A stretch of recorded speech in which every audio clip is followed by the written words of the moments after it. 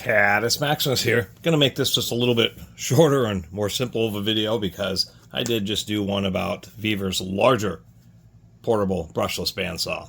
This is another promotional item. I do appreciate them sending it to me. Appreciate my subscribers. They wouldn't be sending me stuff if I didn't have some viewers. Vevor's budget stuff, but they're trying to come out with a bunch of this brushless stuff, so I thought, well, you know, if it is free promo products, I'll give them a shot and see how they do. There's varying sales on these Vevor bandsaws, particularly between like Amazon and Vevor's main site. And once again, I did just review their larger saw, which both of these saws can be gotten for around $150 to $170. The big difference is that this is a 44 7/8 blade, and this is a 33 7/8. Interestingly enough, due to the nature of circles, you can increase the linear length of the blade by just 33%, yet it gives you twice as much cutting capacity. This is a 5 by 5 inch or 125 by 125. This is a 65 by 65 millimeter, about a little over 2.5 inches by 2.5 inches. 30% longer blade, and you can actually cut twice as large of a piece of material. But this thing is huge, much heavier. But it seems that the manufacturer of both of these is making them for a bunch of companies, including the Harbor Freight Hercules. That's real distinctive, this gearbox here. And there's like a slightly different positioning in the motor, so this company is making, you know, some for Vevor and some for other companies. If you do look at the Hercules compact one, it has like kind of the same wart light. The light isn't very bright, but it's twice as close as it is on the larger saw, so it works okay. It does have easy access. These two screws here to adjust the pitch angle of the blade. Pretty easy to access the bottom cover. Just like the large saw, it's an 11 bearing system. We have 5 bearings for blade control on each side, double stacked, 4 bearings to keep the blade vertical, and then of course a thrust bearing. And then we have another one up here. Those two screws help adjust the pitch angle. You would adjust it so that the blade is just riding on this washer. Otherwise it looks pretty identical. I mean, that texturing on the wheel indicates like 35% fiberglass reinforced nylon wheels. And something that isn't to be taken for granted is they do have a little brush. It just helps reduce the amount of particles that build up on the drive wheel, reducing slippage. And actually it's kind of neat, or I kind of do like that. Surprisingly enough, these blocks had a hole all set up but not tapped for a third screw, and then they just decided they didn't need to. I may end up tapping those just because of my OCD. Since this is designed for more one-handed operation, it's much lighter. Initially, I kind of wanted the battery to be up here, but I understand why they put it in the back, because it helps balance it out a little bit more, so it's easier to use one-handed. So this is just used for general purpose cutting, you know, if you're installing racking, electricians, a lot of the same kind of stuff that you use the bigger saw for. But when you just don't need all that capacity, although I will say something, I did remark how the bigger saw has a dial speed control just like this one, but it does not have a variable speed, even though it's the bigger, more expensive saw. Interestingly enough, the smaller one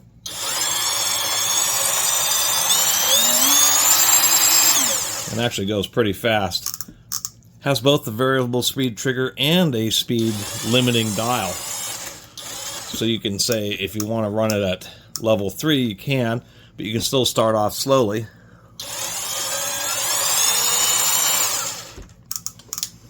They call these direct drive. It's not literally direct drive. It just has like a cordless drill. There's a 2-stage planetary gearbox. They're obviously concerned about, which I'll show in just a second. I mean, it's decently well built. Only one really strange thing about this, we even have like kind of a rafter hook, which was a little bit deeper, but at least they did include that. Nowhere does it say brushless on it. And initially, I mean, not even on the label in here. And that must have just been an omission. Like this was the brush motor, and they just upgraded it. And I actually opened it up to make sure. I will point out that they did have wisdom here, and this must have been early on in testing, that since this is used to cut metal channel like electrical conduit, warehouse shelving, stanchions and crossbars and other small kind of operations like that, kind of like the, the Intelligence, they actually have a big gap around the cover here, so when you're doing normal cutting, more particulate's able to fall out. And when you're doing vertical cutting, they notice here, so they do have a gap here so swarf can fall out. But brushless motors have permanent magnets, very strong ones, and since these are used to cut lots of metal, what was probably happening is enough flakes were getting sucked into the vents that enough got built up on the motor to start scraping and making noise. So they put in stainless steel mesh. Big fan. It actually moves quite a bit of air, but it's like oddly well secured because we have 4 bolts going through the motor here, but that's only part of it. There's actually 8 fasteners that secure the motor to the tool. Not too bad to change the blades. You just have a big spring, so you got to kind of muscle the tension lever. And on these smaller saws, it can be a little bit of a drill to get the blades out of there and get it to kind of cooperate. It always takes a little bit of fidgeting. Sometimes you may want to wear gloves.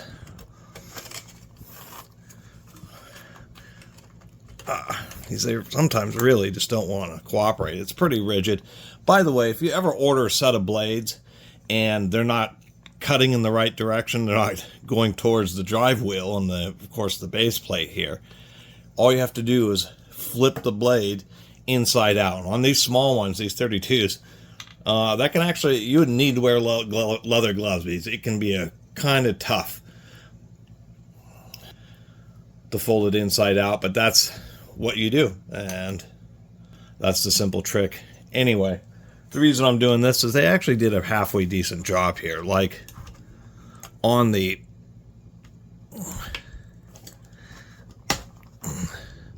it's a reverse thread, since it just has one center bolt, it's threaded the opposite direction on the drive wheel, but it's in the normal direction on the idler wheel.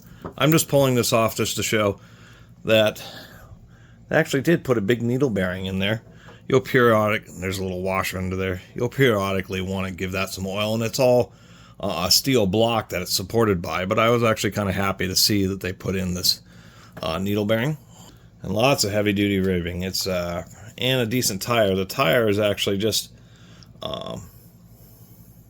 you could probably find some kind of seal that would do the same, but that would you could replace the tire with. Not much space for holding oil, so periodically you're going to want it, if you do own one of these, periodically pull that wheel off and actually just give it a little clean out and some fresh oil. The drive wheel, I didn't mind. It actually has this steel insert there, which actually has some fingers to really help prevent it from wanting to get loose in the block or in the wheel here. And this is what I was talking about. Oddly enough, we have 4 screws going through the case this way. This gearbox is actually screwed into the bottom of this orange gear case, and then it has 4 screws that fasten it right to the frame. So it's a good way of doing it, but oddly enough, to even dislodge the motor, you have to remove those 4 screws and 4 more screws on the back side. It's actually, oddly well secured.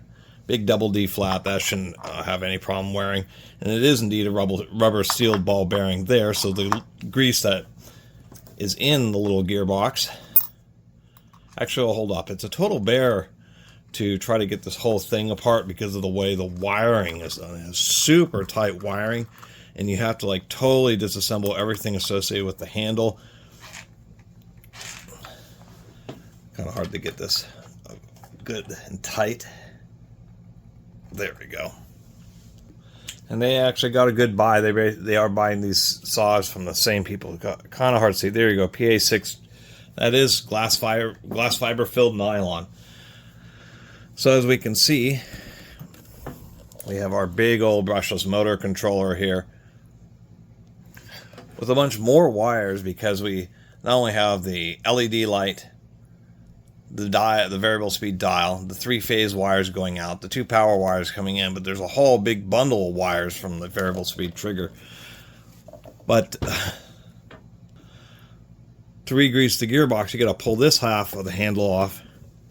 Then you have to pull off this half of the handle, so the wires are dangling there, because where the wires go, they go right in this slim little pathway. So you have to remove all this before you can start unscrewing the motor. I mean, it is a very integrated design.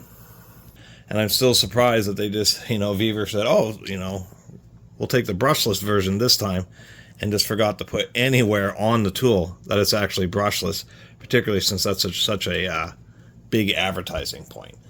And that was like the first thing is when I saw it didn't say brushless. I was like, it actually sounds like brushless. It doesn't have any ozone smells coming from the motor. Indeed it is. They just had an error with labeling. I guess the one caveat is since these have a linear mounted motor, it actually sticks out. The bigger saw, interestingly enough, can actually cut closer to a surface. This, if we look, I mean, the side of this motor, the end of this motor is going to interfere.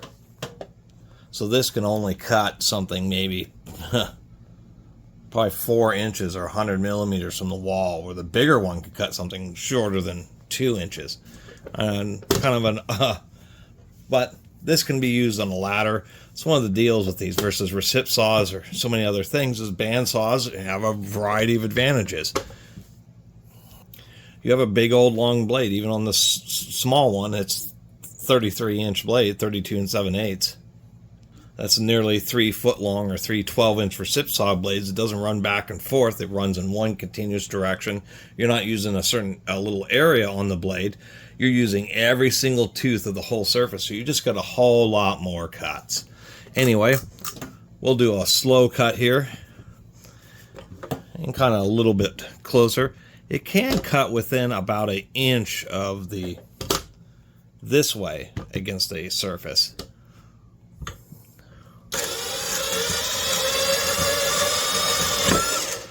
I mean, and they're just so fast, especially in plastic, and that's an 18-tooth blade. And oddly with plastic, what I found is you either go slow to try to reduce heat on the blade tip and you get a decent cut, or you go super fast, but it's not like bandsaw fast. A lot of times cutting plastic in miter saws, the very hard, very sharp carbide tip blades, even like on a 10-inch, are moving at like 150 miles an hour, and they're just super fast. They almost kind of melt and glassify. And I've cut a lot of plastics, particularly like UHMW, high molecular weight plastics, which are used on wear surfaces a lot. You can just get magically beautiful cuts simply using wood cutting equipment. But the bandsaw can't achieve those kind of blade speeds, so the next choice is to go slow. So it is not a censored brushless motor, but this doesn't have to deal quite the same with stall conditions. I mean, you might get it to stop if you just had it jammed against the pipe and then tried to start it up. Other than that, as soon as they get moving, they actually have, good power. Definitely have good delivery. And with tools like this, it may not have quite the torque as, say, obviously the Milwaukee or the Waltz, Makita, all the professional brands, but it ought to do pretty well. Particularly because it's just easier to manage the pressure to where you can just use the weight of the saw, or when you're using it in a vertical position. So it's an okay saw, but I will have to mention that the new Vevor Pro Series, they decided to change the battery, so this is using the Makita compatible, but it isn't compatible with the newest of the Vevor stuff. And I do have to point that out. It's a 2-hour charger on this 4-amp-hour battery. They do sell spare batteries, but they do force you to buy a charger when you buy a spare battery, which is a little, and the price is going to be about the same for the Harbor Freight Hercules when they're on sale. But still, it's nice to see Vevor offering some better quality tools. The build quality on this thing I mean, if it didn't have Vevor stickers on it and had some other brand stickers, I mean, the solidity of the tool itself, the grade of the plastics, the quality of the casting. I did open up the same batteries, the bigger saw. I did open up pretty decently built batteries that are internally balanced. A lot of stuff is going for them, and I like the way this one actually has the variable speed trigger in addition to the speed limiting dial. But I would just wait until you can find, and oftentimes there are big discounts or big coupons for Vevor products, or even getting an open box, and so that's really where the value would be. But as far as the performance, it's going to be fine for a bandsaw. The only times you're really going to have issues is if you get it wonky in a cut and you get a lot of binding on the blade, or you're trying to cut, a large. I mean, the throat's really for U-channel for hanging stuff, or hanging ceilings. Basic carpentry, commercial, and specialty trades.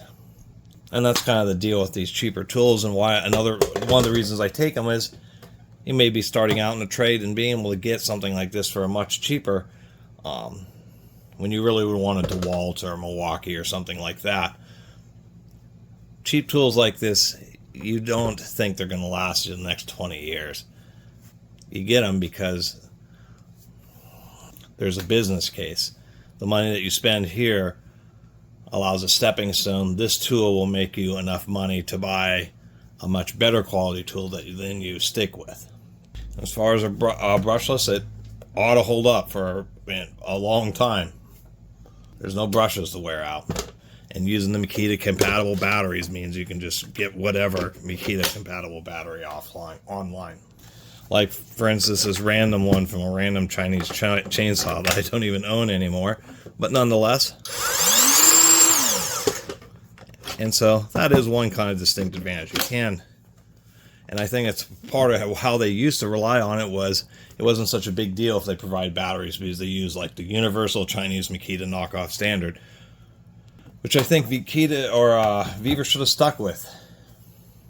But they switched vendors to get that pro quality brushless drill and impact driver, and they use a different battery technology, and just kind of a shame, because if you bought that big set, the batteries aren't compatible with this.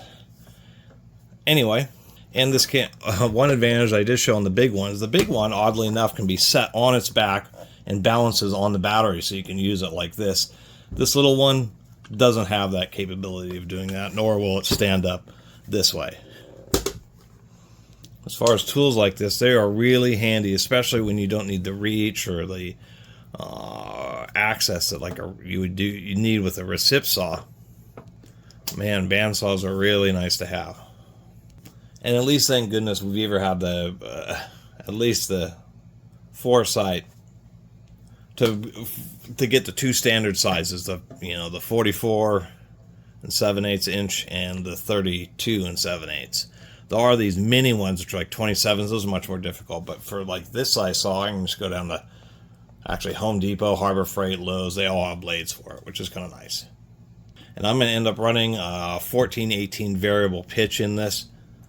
I tend to run coarser blades in bandsaws just to get a little bit more productivity. And because I'm pretty good at maintaining the control, not overdriving it. Anyway, thanks for watching. See you next time.